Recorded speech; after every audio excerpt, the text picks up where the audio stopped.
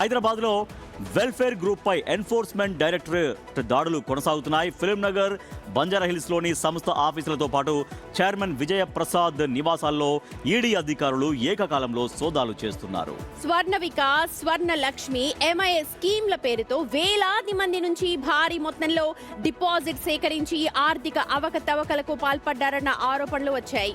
కీలక పత్రాలు, computer hard డిస్కులు, ఆర్థిక లావాదేవీలకు సంబంధించిన రికార్డుల్ని అధికారులు పరిశీలిస్తున్నారు. దాదాపు కూడా ఏకకాలంలో 5 చోట్ల అంటే దాదాపు తెలుగు రాష్ట్రాలు, ఇటు ఏపీ అండ్ తెలంగాణ రెండు, అటు ఛత్తీస్గఢ్, ఒరిస్సాలో కూడా కొన్ని కేసెస్ ఉన్నాయట. వాటికి సంబంధించి కూడా ఏమేమి అలాట్ చేశారన్న దానిపైన ఉదయం 6 గంటల నుంచి కూడా రాజేష్ ఏకకాలంలో ఇప్పటికీ కూడా దాడులు కొనసాగుతున్నాయి. దాదాపు 3,000 కోట్ల కుంభకోణం అంట.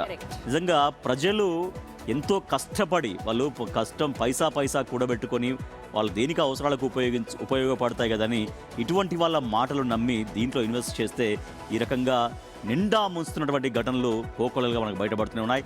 ఎస్, మా ప్రతినిధి రాణా ఉన్నారు, మరింత సమాచారం అందిస్తారు. రాణా, ఈడీ సోదాల్లో ఇంకేం విషయాలు తెలుస్తున్నాయి?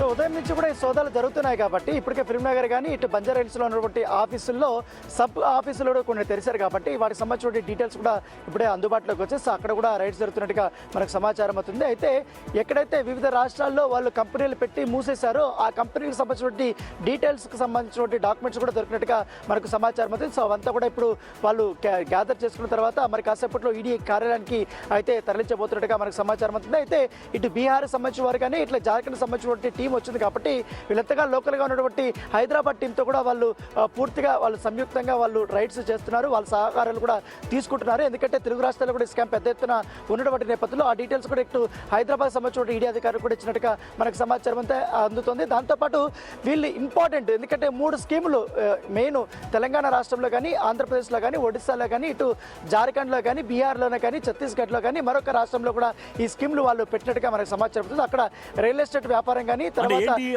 స్కీము లక్ష్యం ఏంటంటే పబ్లిక్ కి ఏం చెప్పారు, ప్రజలకు ఏం చెప్పి వాళ్ళ దగ్గర డబ్బులు వీళ్ళు ఇన్వెస్ట్ చేయించుకున్నారు?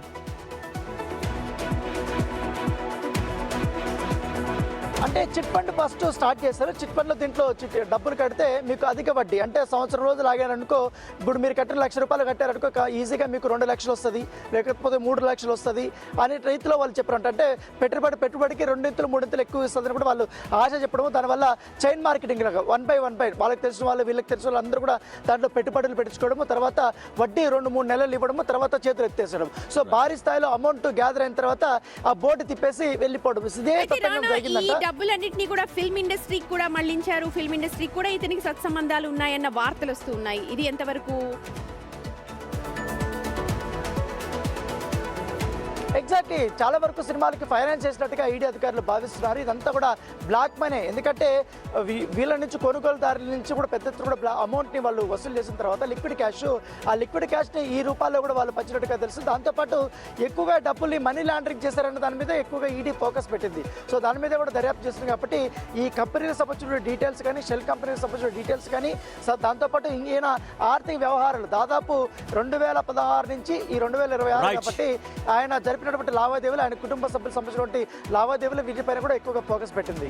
Right, thank you Rana. Welfare group పైన ఈడీ తనిఖీలు కొనసాగిస్తుంది. 1 కాదు 2 కాదు, ఏకంగా 3,000 కోట్ల స్కామ్ జరిగింది దాంట్లో. అంటే పబ్లిక్ నుంచి వాళ్ళకి అధిక మేము వడ్డీలు ఇస్తాము, అవును వాళ్ళ మీకు ₹1,00,000 మాకు కడితే సంవత్సరంలోగా మీకు 2 లక్షలు ఇస్తాము, లేదంటే అదే కదా. అంటే అత్యాశ, ఎక్కడైనా సరే అత్యాశ పెట్టారంటే ఖచ్చితంగా వాళ్ళు మిమ్మల్ని మోసం చేస్తున్నారు అనేది ఖచ్చితంగా మనం కనుక్కోవాలి. లేదంటే ఇదిగో ఇలా అది దాన్ని ఏమంటారు, ఉన్నది పోయా ఉంచుకున్నది పోయా.